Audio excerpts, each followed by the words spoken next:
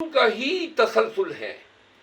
یہ اتنی گھٹیا ذہنیت اور اس لیول پہ آنا، یہ ان کے علاوہ کوئی اور ہو ہی نہیں سکتا ہے. یہ نا کہ جو نامحرم شخص ہوتا ہے اس کو آپ کو پردہ رکھنے کی جو ہے آپ پہ حکم ہے، ہدایت ہے. تو خان صاحب نے تو بڑے سنت اور شریعت کے مطابق بیان دیا ہے.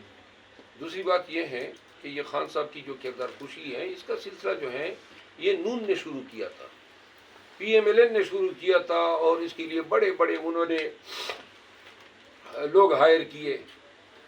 یہ نون کا ہی تسلسل ہے.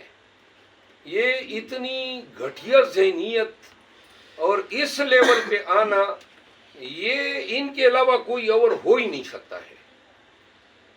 تو جتنے بھی کتابیں لکھوائی گئی خان کے خلاف، کیا کیا حد انہوں نے کراس نہیں کی.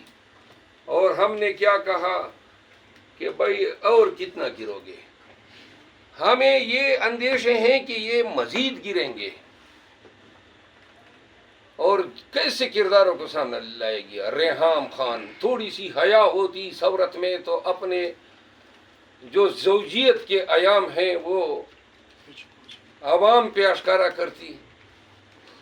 اس طرح یہ جو آخری کوئی ڈانسر یا کوئی ایک آنٹی کا کردار ادا کرنے والی ایک حاجرہ، ہاں، وہ بوسیدہ سی ایک خاتون کو لایا گیا، اور وہ کیا یعنی اپنے نمبر، یہ اس طرح تو 20 اور آ جائیں گی، اور یہ میرے خلاف بھی آ جائیں گی. اور جناب اس نے جی، اب آج کل ہم کسی کو بھی واٹس ایپ پہ جواب بھی نہیں دیتے اس ڈر سے کہ کل کلا کو کوئی کہے گا جی مجھے کوئی ہیلو ہائی بولا تھا. آپ نے کوئی تیاری کر رکھی ہے اس معاملے میں بھی؟ نہیں، ہم تو تیار ہیں.